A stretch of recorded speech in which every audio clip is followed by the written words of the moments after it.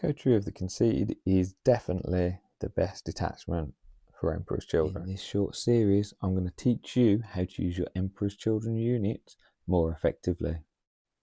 So, Coterie of the Conceited, it's the most played competitively and it is also my favourite detachment.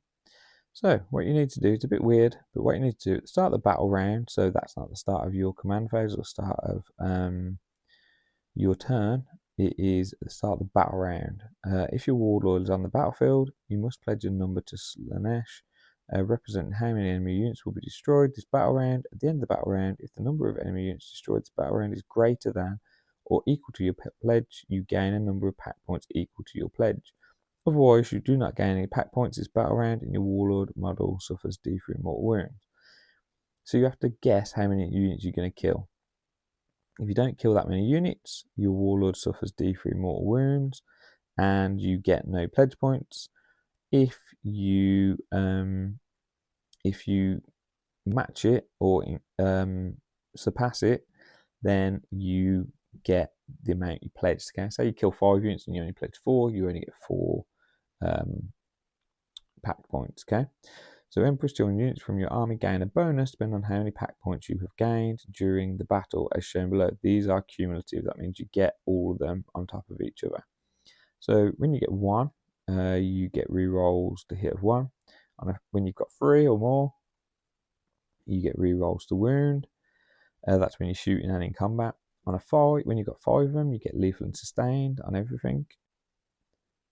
This is only in close combat though, in melee, which I've only just realised that I've actually been playing it wrong because I've been giving my Noise Marines lethal and sustained when they've been shooting. So that's my mistake. So apologies to whoever I played and done that wrong. Been one tournament and quite a few friendly games. But then, and when you get 7+, each time you make a critical hit, it's scored on a 5+, or modified hit a 5+. So that means when you've got your Cacophonist in with your Noise Marines, you'll be getting criticals on 5s. So yeah. So just a few more things on your pledges. There is a stratagem to increase it by 1. If your warlord does die, so in that round, you can still achieve your pledge. It just means the next battle round you can't pledge any points. So you'll always be on a 0, meaning you can only increase your pledge by using the stratagem, and then getting 1. But yeah, if your warlord dies, you don't lose your pack points. You still keep your bonuses. It just means your bonuses will be going up slowly if they do go up at all. Okay, moving on to enhancements. So, Pledge of Eternal Servitude. So the first time the bearer is destroyed, take a leadership test for the bearer at the end of the phase. If that test is passed, set the bearer back on the battlefield as close as possible where it was destroyed and not within engagement range of 1 or more enemy units, with D6 wounds remaining up to its wound characteristic. Very good for a demon prince, bringing back to life, or on your warlord. Pledge of Dark Glory. So this is probably one that's not used as much. While the bearer is leading the unit, improve the leadership and objective control characteristics of models in that unit. It's okay. Could bring up your normal dudes to 3 OC, but not really that worth it. Pledge of Mortal Pain. So at the start of your shooting phase, select 1 enemy unit within 12, either invisible to the leader. That unit must take a leadership test, subtracting 2 from the result if it is battle shocked. If failed, that enemy unit suffers 3 more wounds. So it's okay. It's only 15 points, so a nice little points filler. Pledge of Unholy Fortune was 20 points and now gone up to 30. This is my favourite. So I like to put down Demon Prince once per turn, just after making a hit roll, a wound roll, or a saving throw for a model in the bearer's unit. If the bearer is not battle shocked, it can use enhancement. If it does, treat the result as an unmodified roll of 6 instead. So basically what I like to do is roll a save. If I fail a save, treat it as a 6 instead. And also this is once per turn, not once per round. So you can do it in your turn, you can do it in your opponent's turn. Stratagems, okay, so these are pretty powerful. The first one, any phase just after a mortal wound or an attack is allocated to a model,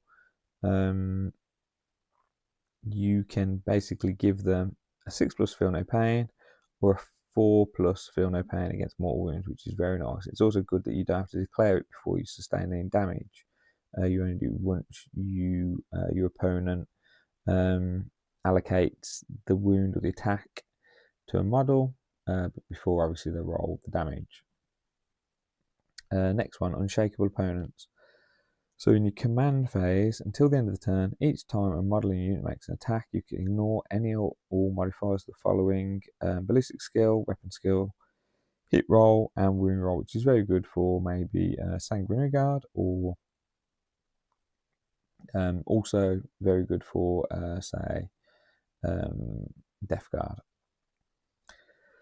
Next one, embrace the pain. So start of the fight phase.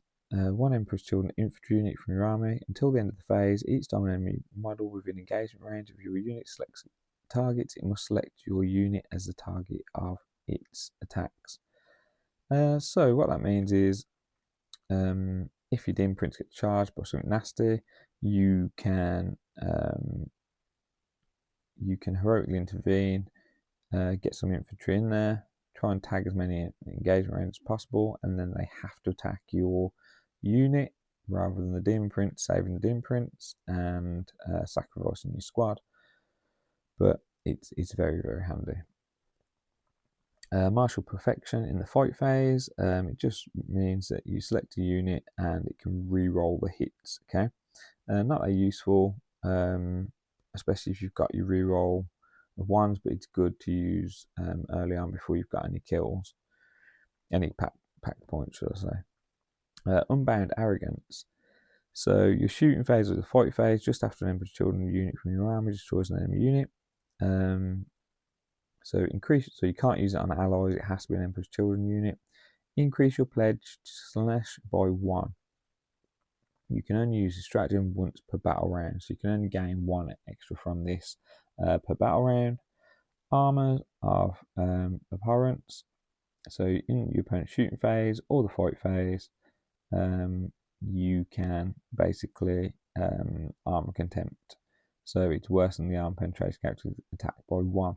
It does say the effect till the end of the phase, but there's been an FAQ which all until the end of the phase. Armor penetration strats like this are only after the unit's finished fighting, so you can only use it once per unit. But you could still use the shooting phase and the fight phase in the same turn.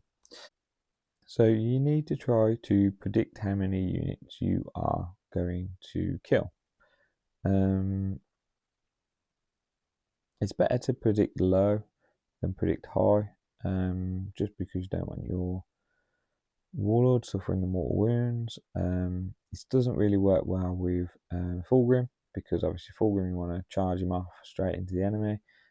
He's not that great anyway, but you want to keep your warlord safe. I normally hide my warlord at the back. Very brave him, but at least it keeps him safe, and he does not normally die. Another thing to note is it just says at the end of the battle round if the number of enemy units destroyed this round. Okay, so you don't have to kill them. They could fail desperate escape and die. They could come out of a vehicle and die. They could fail hazardous tests or whatever. Okay, if they die, if they're destroyed, then it counts towards it. So yeah, Coterie the Conceited, pretty good at the moment. Very, very strong. My opinion, it's stronger than all the other detachments. Let me know your thoughts or comments down below.